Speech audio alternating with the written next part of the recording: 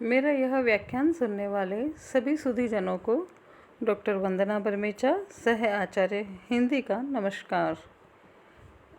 आज हम व्याख्या पढ़ रहे हैं घनानंद कवित्त के तीसरे भाग, पद संख्या 5, अंतर उदेग दाह आखिन प्रवाह आंसू। इस पद की हम देखते हैं। अंतर उदेग दाह आखिन प्रवान आंसू, देखी अटपटी चाह भीजनी दहनी है।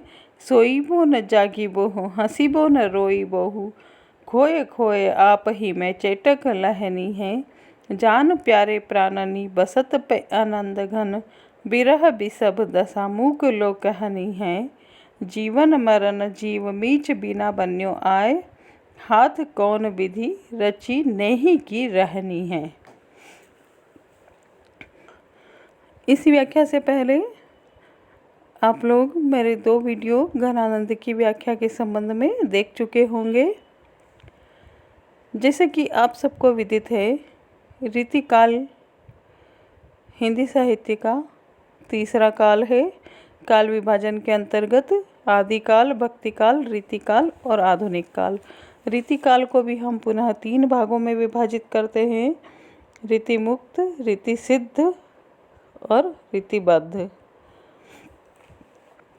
कवि घनानंद को हम रीतिकाल का प्रतिनिधि कवि कह सकते हैं। घनानंद प्रेम की पीर के पपीहे थे। जैसा इनके हृदय ने कहा, इन्होंने वैसा ही काव्य में अपने मन को प्रस्तुत किया, वैसी ही व्याख्या की। तो जैसे कि पूर्व के पदों को पढ़ने से, जानने से आप सबको यह विदित हो ही गया होगा कि घनानंद को सुजान से बहुत प्रेम था और उसने इनका प्रेम अस्वीकार कर दिया था।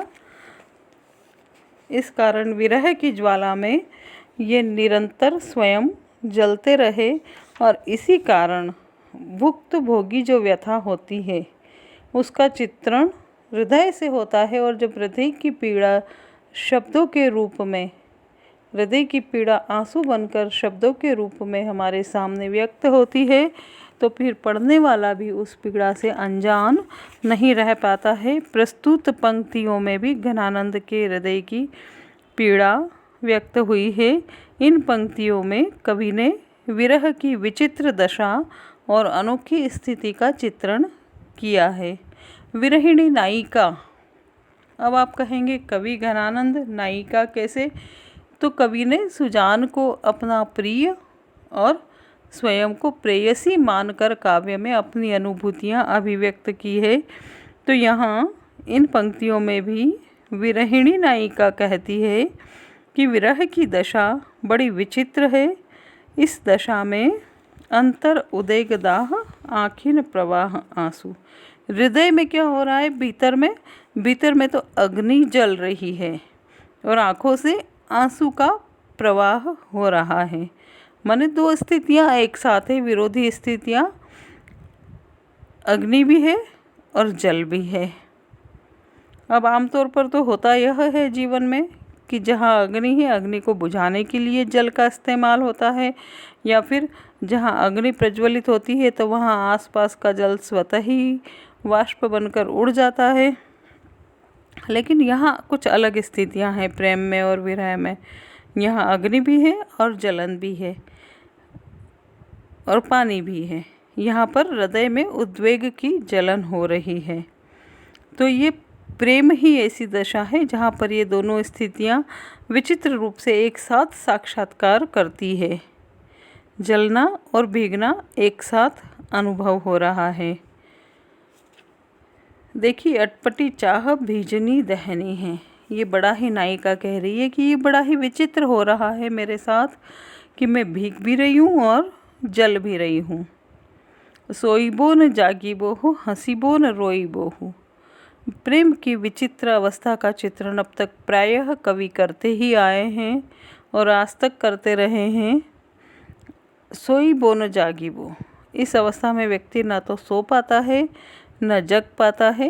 हंसीबो न रोईबो, न तो हम ये कह सकते हैं कि वो पूर्णतया प्रसन्न है और हंसता ही रहता है, और न ये कह सकते हैं कि वो दुखी है या रो रहा है। कोई एक अवस्था नहीं होती, बड़ी विचित्र सी अवस्था हो जाती है। और वो विचित्र सी अवस्था कैसी होती है? खोए खोए आप ही में चेटक लहनी है। व्यक्ति स्वयं में खोया खोया सा रहता है, ऐसा लगता है मानो किसी ने उस पर जादू कर दिया है। जान प्यारे प्राणनी बसत पे आनंद घन। कवि यह कह रहे हैं कि वह विरहिणी नायिका कहती है कि आनंद घन, आनंद के घन, घना आनंद देने वाले प्रियतम वो कहाँ हैं? प्राणनी बसत, मेरे प्राणों में निवास करते हैं। विरह विषव दशा मुख लो कहनी है। अब जो विरह में मेरे जो प्राणों से प्रिय, घना आनंद देने वाले प्रियतम हैं, उनके विरह में मेरे हृदय की जो दशा है वह मैं शब्दों में भी अभिव्यक्त नहीं कर पा रही हूँ। मुख लो कहनी है, मतलब मेरी वाणी तो मुख है, लेकिन फिर भी मैं प्रयास करती हूँ कहने का, लेकिन मैं कह नहीं पाती हूँ। जीवन मरण जीव मीच बिना बन्यो आए, हाथ कौन विधि रची नहीं की रहनी है।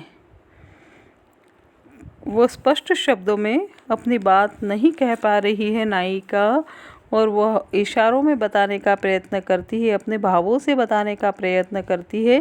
क्यों? क्योंकि विरह की व्यथा का नायिका ने जितना अनुभव किया है वो दूसरे अनुभव नहीं कर सकते, उसकी पीड़ा को महसूस नहीं कर सकते हैं, और वह कहने में भी असमर्थ है, तो महसूस करेंगे कहाँ से? तो नायिका यह कह रही है कि मेरे प्रेम को ऐसा विचित्र विधाता ने निर्मित कर दिया है कि मैं बिना प्राणों के जीती हूँ और मृत्यु के बिना भी मरती हूँ। मतलब न जीने की सी अवस्था है, न मरने की सी अवस्था है। मेरा जीव, मेरा मन, मेरे प्राण न तो जाते हैं और न सही तरह से रह पाते हैं। बड़ी विचित्र सी मेरी अवस्था हो गई है। हर जगह जहाँ देखे, जहाँ अंतर्विरोध ही अंतर्विरोध नज़र आते हैं, और जहाँ ऐसे अंतर्विरोध नज़र आते हैं, यानी कि वास्तविक विरोध न होते हुए भी विरोध का आभास प्रतीत होता है या विरोध दिखाई देता है, वहाँ काव्य में विरोधाभास अलंकार होता है। इस तरह की भावनाओं को प्राचीन काल से अन्य कवि भी अभिव्यक्त करते ही रहे हैं। कबीर भी, हालांकि कबीरदास की जब हम बात करें तो उनका विरह लौकिक विरह न होकर पारलौकिक होता है, परमात्मा से उनकी आत्मा का विरह होता है। लेकिन फिर भी वो इस विरह के भाव को कहते तो यही हैं कि अकथ कहानी प्रेम की मुखसु कहीं न जाए, गूंगे केरा सुपन ज्यों सुमिरी सुमिरी पछताए। तो विरह की व्यंजना घनानंद की इन पंक्तियों में अत्यधिक तीव्रता से, अतिशयता से व्यक्त हुई है। और जैसा कि रीतिकाल में अलंकारों की परंपरा है, प्रस्तुत पंक्तियों में भी अनुप्रास, पुनरुक्ति, प्रकाश और विरोधाभास अलंकार दिखाई देते हैं। छंद, गति, लय सब कुछ यहाँ विद्यमान है। भाषा ब्रज भाषा, सरल आसान ब्रज भाषा, लोक जीवन की भाषा यहाँ दृष्टिगोचर होती है। तो इस प्रकार से आपने देखा कि कवि घनानंद ने किस प्रकार इन पंक्तियों में एक विरहिणी की विरह व्यथा का समुचित चित्रण किया है। प्रिय विद्यार्थियों, आपको ये पद समझ में आया होगा। नहीं आया हो तो एक बार और वीडियो चलाकर देख लीजिए। फिर भी नहीं आए तो आप मुझसे व्हाट्सएप पर पूछ सकते हैं। आपको अगर समझ में आ गया है तो मेरे इस चैनल को सब्सक्राइब कीजिए, लाइक कीजिए। धन्यवाद।